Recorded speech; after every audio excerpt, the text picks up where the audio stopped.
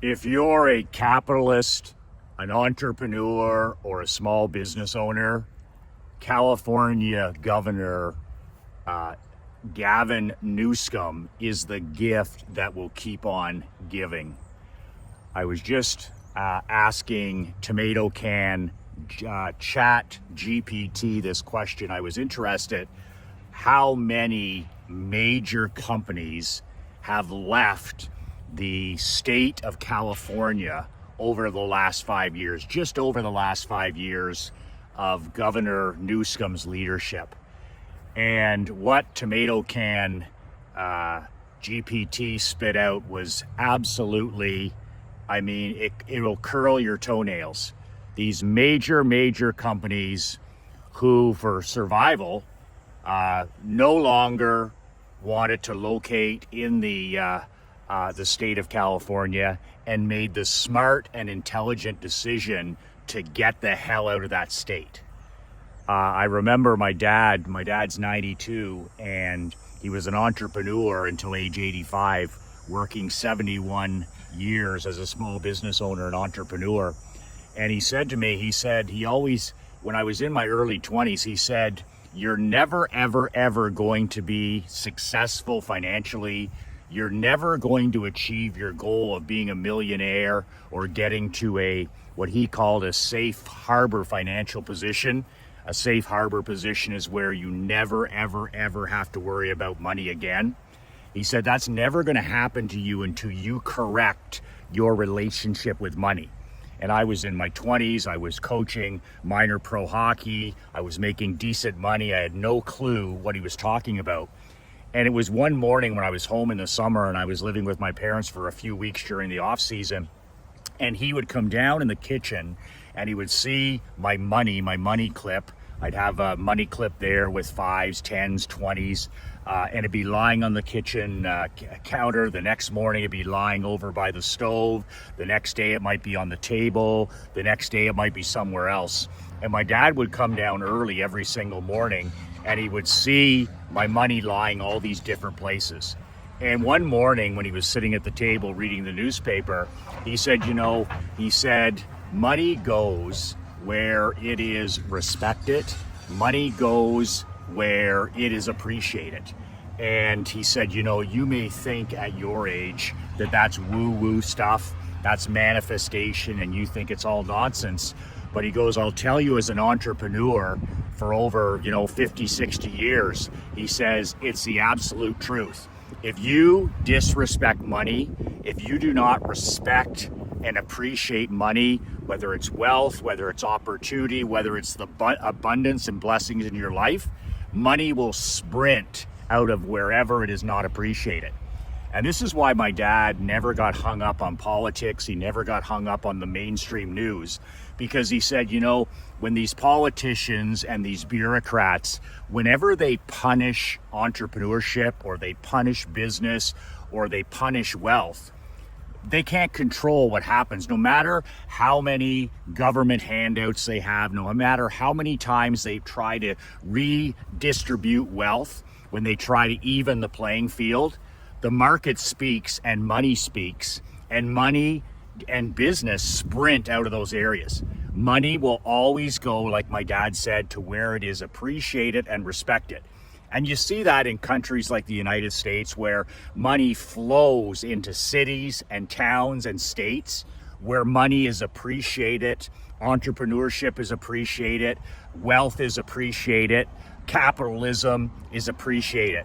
And money will always sprint to those places. And money, the polar opposite, like my dad said, is money will always sprint out of environments where it's punished, it's not respected, and it's not appreciated.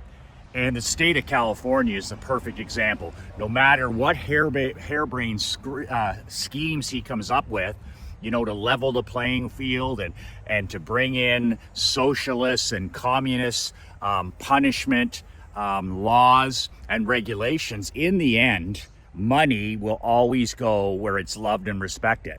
So this is why all of these top companies have sprinted, literally sprinted out of the state of California. And it happens in other states and provinces where money and achievement and capitalism is punished. So I've always remembered that lesson, and I've always worked on my relationship with wealth, opportunity, and abundance, always living with an attitude of gratitude, and always, understanding that the relationship with money is a two-way street.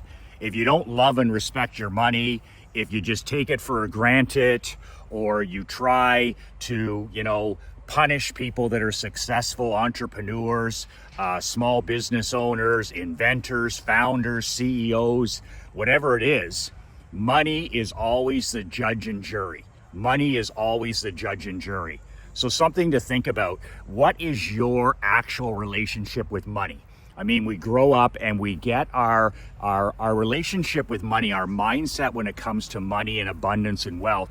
We either have a scarcity mentality or we have an abundance mentality. And it's what we hear when we're growing up. We can grow up in a home where, your parents, money doesn't grow on trees, or money is always scarce, or we can't afford it. And, that's not us, that kind of mentality. Or you can have a wealth abundance mentality where, it's like the ocean doesn't care whether you go down with a spoon and take out a spoonful of the water, or you go down with a pail, or you go down with a tanker truck. The ocean doesn't care. And that's the same with money. I mean, when you do well financially, that rising tide lifts all boats. When you do well, it's not subtracting it from somebody else. When you make a lot of money, or you create a lot of wealth, or you create a lot of value, and you serve other people, that's not subtraction, that's addition. That's addition to society, that's addition to the universe. It's not a zero-sum game. And a rising tide, the better you do, the better everybody else will do around you. You pay more taxes, you hire more people, you generate more wealth in the economy. I remember my dad saying one time he started with absolutely zero back in the day. He started working at age 14, 15 and worked to 85. And one day I walked in my dad's insurance office and we're talking a little bit about money and wealth and recessions and all this kind of stuff. And he said, he looked up at me and he said, the greatest thing I've ever done for the poor, and he used to be the poor, he says, is not be one of them. And, my dad's won awards through the different years in our communities for giving back to charities, to the food bank, to the library, to youth sports, to different medical organizations, nonprofits, you name it. And he was always able to do that because he pulled himself up as an entrepreneur and slowly over time started to make more money and build more wealth and serve more people, and having that attitude of gratitude. But just keep that in mind. Money always goes where it's appreciated and it's respected. And back in the day where I would just throw my money around, I didn't keep it safe. I was very, lackadaisical with it. I was spending it on things that I shouldn't. It was easy come, easy go. That's when I didn't have any money. That's when I was dirt broke. When I shifted my mindset into a mindset of abundance, appreciating and respecting wealth, opportunity, and all the blessings in our life, that's where everything shifted for me. And the same is, on a statewide, a country, wherever, money will always go eventually where it's loved, it's respected, and it's appreciated.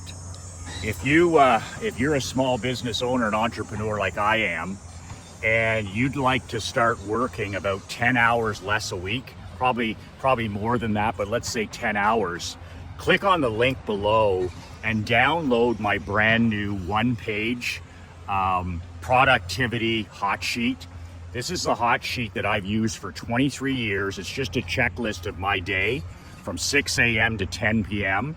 All of the things that I've used over the last 22, 23 years to basically, I'm done most days working about 12 noon. Some days I work a little longer, some days I work a little less, but most days I'm sitting down and having lunch with my wife, Krista, by 12 noon. And this checklist will show you how to shave off at least 10 hours a week, probably more. That's 40 hours a month. But what would you do if you had an additional 10 hours next week? You know, would it make a difference in time to go to the gym, time to have date nights with your queen, time to get more sleep, time to write more, time to golf more, time to relax and spend more time with your wife and your kids? What would a minimum 10 hours more a week, how would that be for you? Plus you make more money. I doubled my income when I actually started working smarter and working less. So this hot sheet below, my one-page hot sheet, you can download it. It's a PDF. You can print off as many copies as you want. And even if you use just a couple of the things that I've been using through the years, it's gonna shave off hours every week, and hours to live life and do business on your own terms. Because as entrepreneurs and capitalists and small business owners, remember why you got into business. We got into business to have the freedom to live life and do business on our own terms. So if you're struggling with procrastination, you're struggling with focus, you're struggling with concentrating and majoring in major things, download the PDF below, study it, print it off, and if you take it to heart, it'll easily help you double your income in the next year. But most importantly, you'll start slashing 10 hours off a week right away. That PDF is below. Remember, we're living in the greatest time in history. We are awash in wealth, abundance, and opportunity like never before in 2025. Like my 92-year young dad says, the good old days, son, the good old days are now. God bless you, God bless your family, and God bless your business. 2 words that change my life, 2 words that'll change yours. Be relentless.